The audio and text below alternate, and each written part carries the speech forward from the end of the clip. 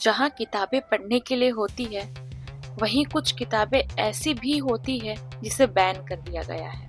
हाँ दोस्तों, आज हम बात करेंगे एक ऐसी किताब के बारे में जिसे पढ़ने के लिए साहस की जरूरत है। इस रहस्यमय तथ्य के बारे में आज हम कुछ ऐसी जानकारी लाए हैं जिसे सुनने के बाद आप शॉक हो जाएंगे।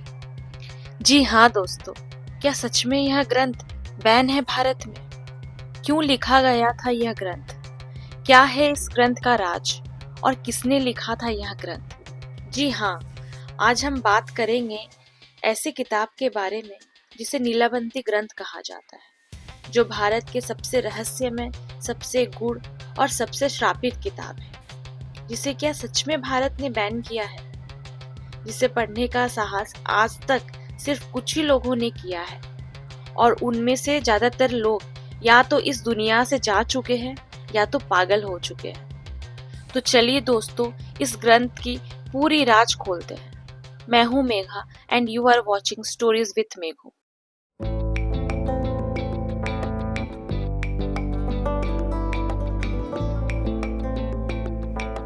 नीलावंती ग्रंथ एक प्राचीन तांत्रिक ग्रंथ माना जाता है। यह ग्रंथ आज तक आम जनता के हाथ नहीं आया है और शायद कभी आएगा भी नहीं। इस ग्रंथ में बहुत सी जादुई बात लिखी है, जैसे पशु पंछियां, सांप और चिड़ियों की भाषा का ज्ञान, भूत प्रेत आत्मा से संबंध करने की विधि, स्मरण शक्ति और एस्ट्रल प्रोजेक्शन जैसी सिद्धियां, अज्ञात शक्तियां और आदि। इस किताब को कभी भी पब्लिक डोमेन में छापा नहीं गया है। यह गुप्त है, छुपा हुआ है और जिनके पास है वह इसे सार्वजनिक करने की हिम्मत नहीं करते। यह ग्रंथ संस्कृत, मराठी और तांत्रिक प्रतीकों के मेलों में लिखी गई है। इसे पढ़ने के लिए केवल भाषा नहीं, आध्यात्मिक स्तर की भी जरूरत है। जहाँ तक हम जान चुके हैं, इस किताब के पन्नों में वह राज छुपे हैं जिन्हें जानने की हिम्मत बहुत कम लोग ने की, और जिन्होंने की वो कभी पहले जैसे नहीं रहे। अब वक्त आ गया है जानने का कि इस श्रापित ग्रंथ का नाम नीलावंती क्यों रखा गया, और आखिर ये नीलावंती थी कौन? एक स्त्री, एक प्रेमिका या किसी अंधेरे श्राप की परछाई? आज हम उतरेंगे उस रहस्य की गहराइयों में जहां से लौटना शायद मुमकिन ना हो। नीलावंती कौन थी? नीलावंती एक प्राचीन काल की सुंदर और बुद्धिमान कन्या थी। वह प्रकृति से प्रेम करती थी और मंत्रों और तंत्र विद्या में भी गहन ज्ञान रखी थी। उसका सपना था एक ऐसे साथी के साथ जीवन बिताना जो बहुत समर्थ हो, जो तंत्र और वेदों में निपुण रहे। एक दिन उसकी मुलाकात हुई एक व्यापारी से और उन्हें प्यार हो गया। व्यापारी ने उसके साथ शादी करने का प्रस्ताव रखा। नीलावंती भी मान गई और उनका विवाह हो गया। फिर भी नीलावंती ने अपनी सिद्धियां नहीं छोड़ी। वह रोज नई नई सिद्धियां सीखती और उससे एक किताब में लिखती। ऐसे ही लिखते लिखते उसने अपनी सारी तांत्रिक विद्या और सारी शक्ति और सारी सिद्धियां उस किताब में लिख डाली। एक दिन नीलावंती रात को अंधेरे जंगल में जानवरों का बलि दे रही थी। ठीक उसी समय गांव वाले उस जंगल में उसे देखकर डर गए और उसे डायन बुलाने लगे। तभी नीलावंती को पता चला कि जिससे वो शादी की है वह कोई व्यापारी नहीं, बल्कि एक छलावा है, एक मांत्रिक चोर जो उसके तांत्रिक ज्ञान को गलत इस्तेमाल करना चाहता था। उस व्यापारी ने नीलावंती के प्रेम को सिर्फ एक रास्ता बनाया था। उसके पास छिपे तंत्र विद्या का ज्ञान को चुराने के लिए शादी के बाद उसे नीलावंती को धोखा दिया और उसके मंत्र और तंत्र विद्या की लिखी किताबें चुरा ली, जो उसने अपने हाथों से लिखी थी। उस किताब का नाम था नीलावंती ग्रंथ।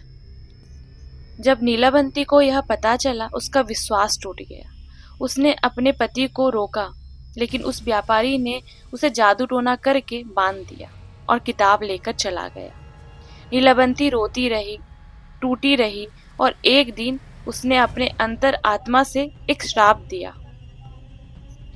जो कोई भी मेरी लिखी इस ग्रंथ को बिना समर्पण के पढ़ेगा उसका मन कभी शांत नहीं रहेगा, वो पागल हो जाएगा। जैसे मेरा विश्वास तोड़कर कोई गया हो, वैसे ही हर पढ़ने वाले अपने मन और चेतना को खो देगा। और उसी दिन नीलावंती ने अपने आप को अग्नि में समर्पित कर दिया। कहते हैं उसकी आत्मा आज भी उस ग्रंथ की रक्षा करती है। नीलावंती ग्रंथ में कुछ तांत्रिक ज्ञान था जिसे सामान्य मनुष्य समझ नहीं सकता था। जो लोग इसे बिना तैयारी, बिना मन शुद्धि के पढ़ते हैं, उनका मानसिक संतुलन बिगड़ जाता है।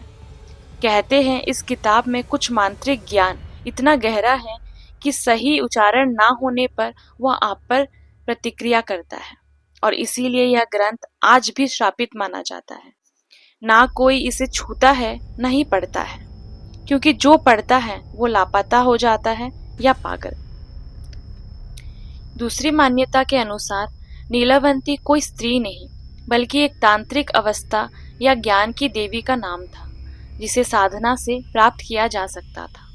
और यह ग्रंथ उसी नीलावंती अवस्था को दर्शाता है, जब इंसान को संपूर्ण ब्रह्मांड की भाषा समझ आने लगती है।